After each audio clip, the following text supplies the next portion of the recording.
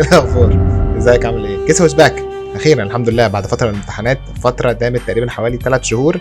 انا حرفيا يلا مش عايز اتكلم يعني. الفتره اللي فاتت على يوتيوب كوميونتي، فتره الامتحانات دي كانت مخلياني عمال اصيح فعليا على يوتيوب كوميونتي هنا، وعمال اقول فاهم ان انا مش عارف يا جدعان. الفتره فعلا كانت قذره قوي، وكانت فتره مليانه ضغط وستريس، وحرفيا واحده من اقذر فترات الامتحانات اللي عدت عليها في حياتي. انا عارف ان انا كل فتره امتحانات اقول كده، بس فعليا فتره الامتحانات اللي فاتت دي كانت صعبه بشكل مش طبيعي. بس الجميل في الموضوع ان كان في كومنتات كتيره جدا منكم هنا كانوا عمالين يشجعوني، وكانوا عمالين يقولوا لي ما تقلقش كده بتعدي.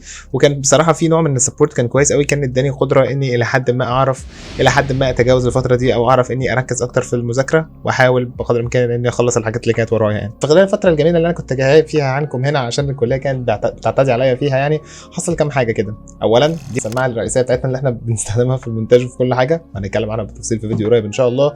وكمان حصل كام حاجه مع الاونر اكس 8 بي، يعني بعد التجربه المطوله شفنا ان هو في عيوب صغيره كده جديده ظهرت، ممكن ما تخليهوش موبايل كويس، او ممكن ما تخليش الموضوع زي عالي زي ما احنا كنا شايفين الموبايل ده في حته كويسه قوي وبتاع. الموضوع حاليا اختلف الى حد ما يعني. الخلاصه في فيديوهات كتيره جايه كويسه، وان شاء الله تبقى الى حد ما تليق بيكم يعني. في الفتره اللي فاتت كنت منزل بوست على يوتيوب كوميونتي، من ضمن البوستات الكتيره اللي انا كنت بصيح فيها يعني، كنت حاطط في البوست ده اسماء البروجكتس اللي انا المفروض كنت ناوي اشتغل عليها اول ما اخلص فتره الامتحانات. ومن ضمن الفيديوهات ومن ضمن المشاريع اللي كانت محطوطه هو المشروع ده، اللي هو 5 حاجات ما كنتش اعرفها قبل ما ادرس في كليه طبيه. هو كان 7 حاجات، بس بصراحه لما جيت احضر الفيديو لقيت ان هم 5 حاجات كفايه قوي يعني.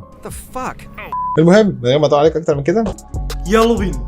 اول حاجه حجم الكومبيتيشن او حجم المنافسه. قبل ما ندخل الكليه كلنا كنا شاطرين في المدرسه، عشان كده كلنا جبنا مجموع كويس الى حد ما خلانا ندخل الكليه او ندخل الكليه العاليه دي يعني. تقدر تقول كده تقريبا كلنا نفس المستوى، ولكن في الكليه اللي بيقدر ان هو يثبت او الى حد ما يبقى عنده نفس المستوى ده، هو ده اللي بيقدر ان هو يطلع الاول مثلا، هو ده اللي بيقدر ان هو يجيب تقديرات الى حد ما كويسه. المشكله مش في هنا خالص، المشكله في حجم الكومبيتيشن او حجم المنافسه اللي بتبقى موجوده ما بيننا وما بين زمايلنا. حجم المنافسه هنا ما بيبقاش طبيعي، كله بيتنافس على مين عايز يبقى الاحسن، مين عايز يبقى الافضل، مين عايز يبقى الاول حتى على الكليه. على طول هتلاقي ناس بتتكلم مع بعض في نص درجه وفي درجه وفي حاجات غريبه كده. You little son of a bitch! Are you a simulation? Huh? Are you a simulation? You little son of a bitch! المنافسه الرهيبه دي مشكلتي معاها اولا ان انا براها وبعيد قوي عنها بصراحه، فانا بحس ان انا ماليش مكان وسط الموضوع ده، او بحس ان احنا في ماراثون مثلا وانا في اخر الناس يعني، فاهم؟ Well, that's retarded. هي كانت واحده من ضمن الحاجات البسيطه اللي عامله لي اكتئاب في الكليه في اول دخول الكليه خالص. ما بيبقاش فارق معايا بالخمس او حتى بال10 درجات عادي، والاقي شخص بيتكلم مع شخص في نص درجه وفي درجه وفي حاجات غريبه كده. والمنافسه دي برضو بتخليني احس ان على طول مش عارف ابقى كويس، او مش حاسس ان انا هبقى كويس.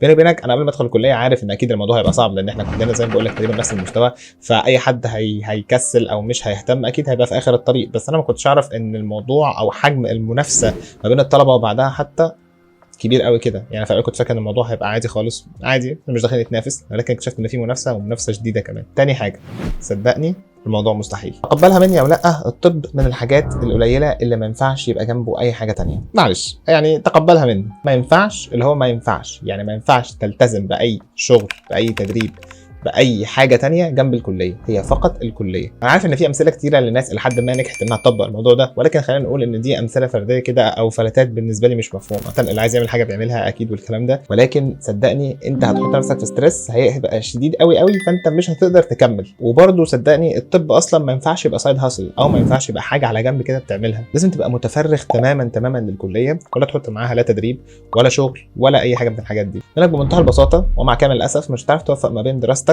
في كليه واي حاجه ثانيه. فضلت مترلها او مكبر دماغك كده، لا قدر الله لا قدر الله هيحصل معاك زي اللي حصل معايا وهتشيل مواد. صدقني فكره ان انت تشيل ماده اصلا دي حاجه مش سهله، وبالنسبه لي دي كانت اول مره تحصل خالص. اتكلمت في الموضوع ده قبل كده في فيديو فات يعني. شلت قبل كده ماده اسمها جراحه عام وتخدير واشعه، اول جراحه خالص. الماده دي 22 محاضره وانا بصراحه مش متقبلها، ولك الحمد لله شلتها يعني. وصدقني احساس انك تشيل ماده ده احساس انت مش عايز تبقى هناك، صدقني بجد والله. يمكن انا الحمد لله كان ربنا كرمني في ان انا حظي كان كويس، ان انا جيت في ماده في اخر السنه، فانا ما اضطريتش بقى نحصل دروب اوت او من كورسز، او ان انا اخرج من كورسز عشان انا لسه ما خلصتش الكورس ده. ولكن صدقني ممكن مش على طول الدنيا تمشي كده، ممكن الدنيا ما تصادفش، ممكن اي حاجه تحصل. كليه للدراسه فقط، وفتره الكليه هي فقط للدراسه، وفتره الاجازه هي لاي حاجه تانية غير الدراسه، وده اللي المفروض يحصل يعني. وبالنسبه لي انا يوتيوب ما بياخدش مني غير يوم واحد بس، اللي هو يوم الخميس، ويوم الجمعه لو النت كان بشع قوي ممكن ابلود الحلقه يوم الجمعه مش يوم الخميس يعني. فلو عرفت انك تلاقي نفسك حاجه زي كده، انت اولا انت اللي متحكم في مواعيدها ومظبطها، ثانيا ما بتاخدش منك غير يوم واحد بس في الاسبوع او يومين مثلا، دوس في حاجه زي كده، ودي هتبقى حاجه كويسه جدا ليك جنب الدراسه. ثالث حاجه، اعرف انت عايز ايه، اعرف انت عايز ايه بجد. هيبقى في ناس داخله الكليه اصلا هي متارجته انها عايزه تشتغل وتجيب اعلى تقدير ممكن عشان تتعين في الكليه وتاخد بقى السلك الاكاديمي وتبقى معيد وبعد كده دكتور وهكذا. لو انت من الناس دي فانت محتاج تدي اكبر قدر ممكن للكليه، واكيد طبعا مفيش اي حاجه هتعملها مع الكليه، لانك انت عايز ده، انت عايز تجيب تقدير عالي فتتعين فتبقى معيد فتبقى دكتور اند سو اون. فانت تقديرك دلوقتي مفيش حاجه في الدنيا اهم منه. وفي ناس تانية زي معظمنا بيبقى داخل الكليه عشان بس هو دخل الكليه فتقديره جابها،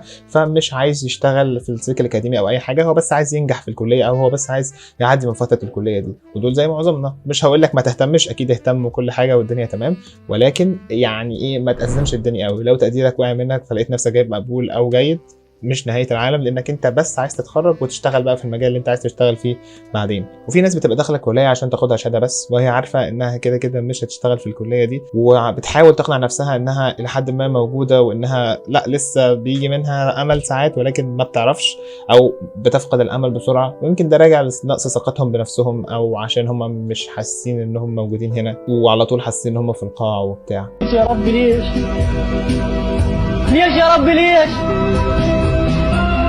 يعني واضح قوي ان انا بوصف نفسي، لان انا فعلا من النوع ده انا فعليا يعني فاهم. انا الشخص يعني انا النوع ده، انا بس اللي بتبقى داخل الكليه وانا عارف ان انا موست لايكلي مش هشتغل بالشهاده دي، وان انا غالبا بقى احاول اشوف الكلام بره بيقول ايه، لكن غالبا ان انا اشتغل بالشهاده دي لا. فانا بحاول بس اركز طاقتي على ان انا ما اشيلش مواد تاني، او ان انا اتخرج بس صافي وبعدها ابقى اشوف الدنيا. بس انا بالنسبه لي كمحمد حوار الكليه ده بصراحه والتقدير والكلام ده مش عارف، حاسس ان انا مش شاغل اهتمامي قوي. ده غلط انا فاهم، ولكن انا مش عارف، انا حاولت بقدر الامكان وواضح ان الموضوع مش عارف يعني، الموضوع مش في دماغي بصراحه. الرصه الجميله اللي انا لسه رصصها لك دي، الرصه دي بتوحي على ان كل واحد بيحارب في الحرب بتاعته، وكل واحد بيحارب في الدنيا بتاعته. لازم الاول قبل ما تخش وتبتدي تحارب تبقى عارف انت عايز ايه، عشان ما تبقاش بتحارب على الفاضي، عشان ما تجيش عليك وقت برضه في النص وتسال نفسك هو انا بعمل كل ده ليه؟ هو انا بحارب والحرب دي كلها ليه؟ هو انا شايف القرف ده كله ليه؟ لازم على طول تبقى حاطط في دماغك اللي انت عايز تعمله يعني فاهم. رابع حاجه، comparison is a thief of joy. المقارنه هي الحرامي بتاعت الفرحه بتاعتك او السعاده بتاعتك. داني والله مقارنه نفسك بغيرك او العكس مش هتحسسك باي حاجه. ما تقارنش نفسك باي حد معاك، لا صاحبك ولا زمايلك ولا اي حد خالص. زمان كليشيه او مش عايز زمان بقول كلام الناس كلها بتقوله، بس ايا كان يعني الحاجه الوحيده اللي انت ممكن تقارن نفسك بيها هي ادائك السنه اللي قبلها او هي ادائك الترم اللي فات. غير كده صدقني والله هتبقى بتظلم نفسك وبتظلم الشخص اللي انت بتقارن نفسك بيه، وفي نفس الوقت برضه مش هتاخد مقياس حقيقي على ادائك. خامس حاجه واخر حاجه، الكليه ما بتعلمش كل حاجه. في الحقيقه قبل ما ادخل الكليه وقبل ما بدرس حاجه طبيه يعني كنت فاكر ان الشخص بيدخل الكليه وهو لسه فاهم مش فاهم اي حاجه، بيتخرج الناحيه الثانيه لابس بالطو وفاهم كل حاجه وفاهم كل العمليات والدنيا دي. في الحقيقه اكتشفت ان الكليه ما بتديش غير 20 ل 25% بس من الحاجات اللي انت غالبا بتحتاجها وبتشتغل بيها. بقيه الحاجات الثانيه او بقيه النسب الثانيه انت بتكتسبها من شغلك، من معارفك، من تدريب بره، من ايا كان يعني. وده حاجه غريبه الى حد ما، بس صدقني انت لما تتخرج فعليا هتبقى بجاهز انك تتعلم انت هتشتغل ازاي، او جاهز انك تتعلم المجال بقى وتتعلم تعمل عمليات، تتعلم تعمل دايجنوز او تشخيص صح ازاي and so on يعني، اللي هو تبقى دكتور بجد يعني خلينا نقول ان الكليه ما بتخرجش غير ناس جاهزه انها تبقى دكاتره. لان انا في الاول كنت فاكر زي ما بقول لك ان الكليه هتعلمنا كل حاجه، الكليه هتدينا كل حاجه، ولكن اكتشفت ان الموضوع غير كده تماما. يعني لازم تبقى عامل حسابك انك انت لما تتخرج ان شاء الله باذن الله تاخد فتره محترمه كده، تقريبا بتوصل لغايه سنه بتتعلم اكتر وبتفهم اكتر عشان تقدر انك انت تمارس المهنه بقى بشكل طبيعي. وخلينا نقول لك برده عامه ان في المجال ده تقريبا ما فيش يوم بيعدي عليك وانت ما بتتعلمش حاجه، لازم على طول عمرك بتفضل تتعلم وبتفضل تذاكر عادي خالص، والدنيا بالنسبه لك بتفضل مكمله كده يعني. فهو المجال كويس مش وحش، ولكن هو محتاج اهتمام ومحتاج تبقى انت فعلا حابب الى حد ما الحاجه اللي انت بتعملها. كده اكون خلصت كل اللي كنت عاوز اقوله. يا ريت لو الفيديو عجبك ما تنساش تعمل لايك للفيديو ده، وطبعا تعمل سبسكرايب في القناه وتفعل الجرس برده عشان كل ما انزل لك فيديو ان شاء الله باذن الله يجي لك اشعاره اول باول. وما تنساش كمان تشير اللينك القناه مع اصحابك عشان يعني يعملوا سبسكرايب ونوصل لاكبر عدد ممكن من الناس يعني. وما تنساش لو انت عايز تسالني في اي حاجه او تقول لي اي حاجه، هتلاقي اللينكس بتاعت السوشيال ميديا بتاعتي كلها موجوده تحت الفيديو في الديسكربشن. عندك فيسبوك وعندك انستجرام. وشكرا لك جدا، واشوفك الفيديو الجاي ان شاء الله. سلام عليكم. Diane, are you there? Diane, I need you. Jack? Diane, thank God, Diane. Okay, Diane, you're gonna save me, right? I called you and you're coming to get me? Jack, why did you call me? I live in Chicago. I can't save you. You didn't pick up. Right. It went to voicemail. Yeah. And then I went back in the pool. It's too late. What's done is done. No. There's nothing I can do, Bojack. I'm not real. None of this is. So what do I do now? Bojack, it doesn't matter. Well, if it doesn't matter, can I stay on the phone with you at least?